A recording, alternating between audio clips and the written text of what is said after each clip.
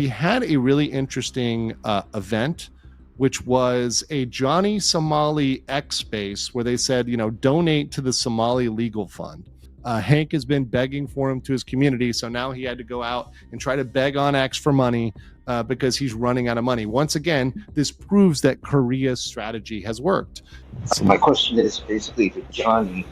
What I would like to know is if he has any regrets for what he has been doing over the past few years, especially what's been going on in South Korea. Zero regrets, zero remorse. So, did you guys hear that?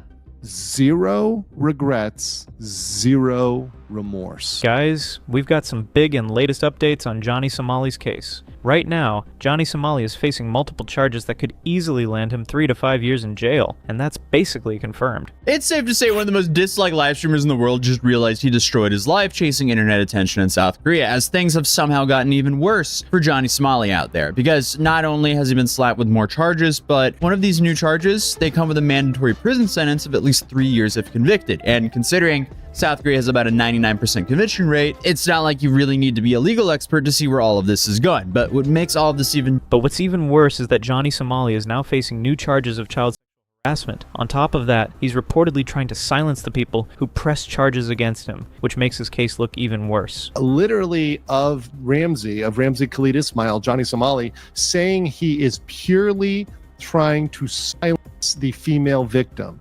Of course, the female Korean streamer, they are trying to silence her. In this clip from Legal Mindset, he explains how Johnny's case is now being covered by foreign media, and that's actually speeding up his punishment process twice as fast. It's really not looking good for Johnny Somali. A lot of foreign media is bringing attention to the most heinous of Johnny's charges. For example, the child harassment charges. And by the way, it's not just child harassment, it is child S harassment. I'll just say S because I don't want to get in trouble. But it is not a minor crime. It is a serious crime that has up to 10 years in prison. So very, very serious. I'm happy that other media outlets are picking that up. It's quite good. And I'm very happy to see the news is getting out about RKI. Now, here is RKI and some new footage of him talking about what he is going to do at the next court hearing. Listen in to this video here. What do you think about the KKK outfit at the court? Is that too crazy? The same one kind of had. Bro, I know it's a wonderful idea, but you won't even have a platform. You'll just get automatic banned. No, so now I'm gonna get my Instagram deleted again. You're saying it's a wonderful idea. I'm not gonna lie, but you can't do that and have a platform. I really want to do the KKK, but I know it's a good idea, but why isn't there anybody else doing the stunt? Because you're right. There's no one else in the world is doing that. You're right. I haven't seen anybody but Kanye do that. So what can I do at the court? I'm gonna have reporters talking to me at the court in 2 days. The Korean news is coming. The last time I flipped them off and I said I love North Korea.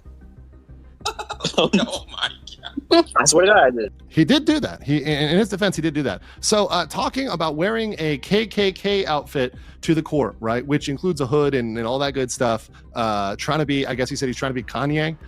Once again, that would be contempt of court, pretty sure. By the way, for those who don't know, the KKK outfit that Johnny wore the outfit Johnny was talking about is connected to a group from American history that is known worldwide for race and violence. It's not just a costume. It represents a history of nation intimidation. Wearing that in court, especially in a country like South Korea where the justice system is strict, could be seen as a direct act of disrespect. Courts expect people to dress properly and show respect to the legal process. If someone shows up wearing anything that represents political extremism, they can be punished for disrespecting the court, which is a serious offense. Not only could it hurt Johnny's case, but it might also trigger public backlash and make things way worse for him legally. So this isn't trolling anymore.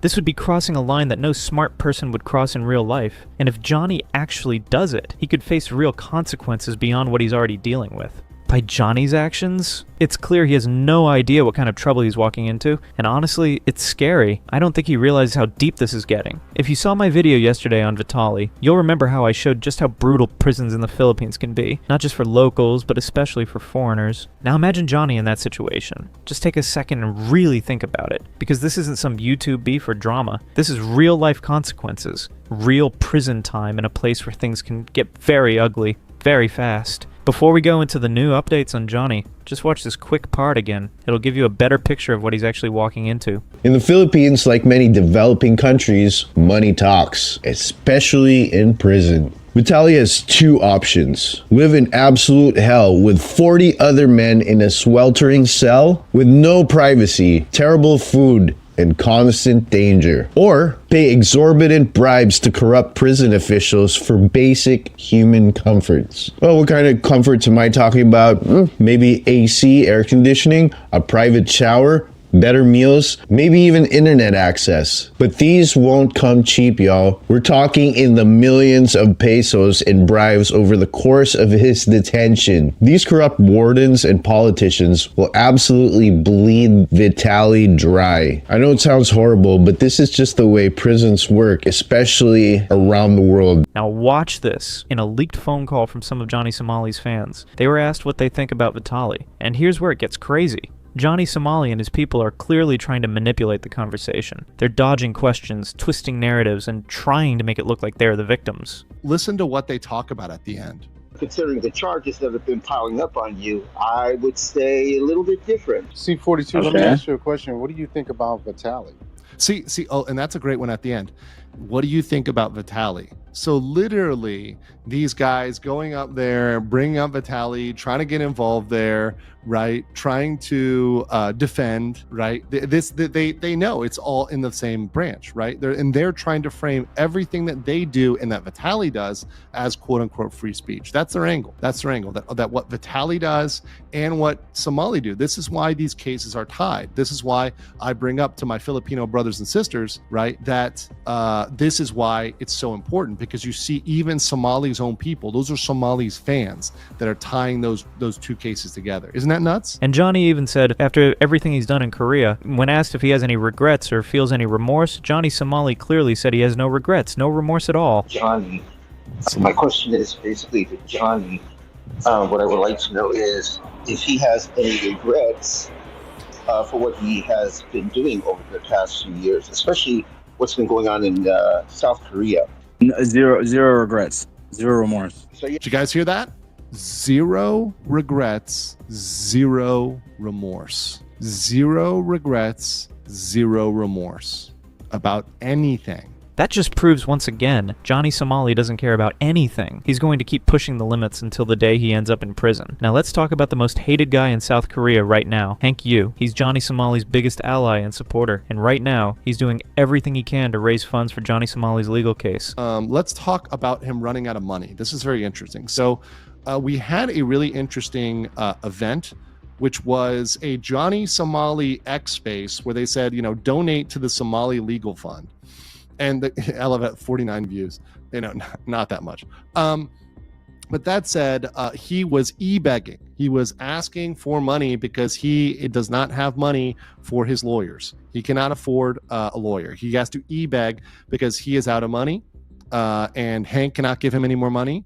Hank has been begging for him to his community, so now he had to go out and try to beg on X for money because he's running out of money. Once again, this proves that Korea's strategy has worked. Like, guys, really? Are there still people out there who want to help Johnny Somali? Like, actually giving money to support his legal battles? I mean, seriously, what kind of world are we living in? This man has done everything possible to disrespect basic humanity, and somehow Hank still thinks people will donate money for his legal process. Guys, let me know in the comments. Do you think there are still people in this world who would support Johnny Somali with money? But seriously, what do you guys think? Should someone like Johnny Somali be free after doing all this crazy stuff? And the people helping him, like Hank Yu, are they just as bad? Do you think he'll finally get what he deserves, or will he keep getting away with it? Let me know in the comments. I really want to hear what you guys think. And hey, if you liked the video, make sure to drop a like, hit that subscribe button, because there's more coming and it's only getting crazier.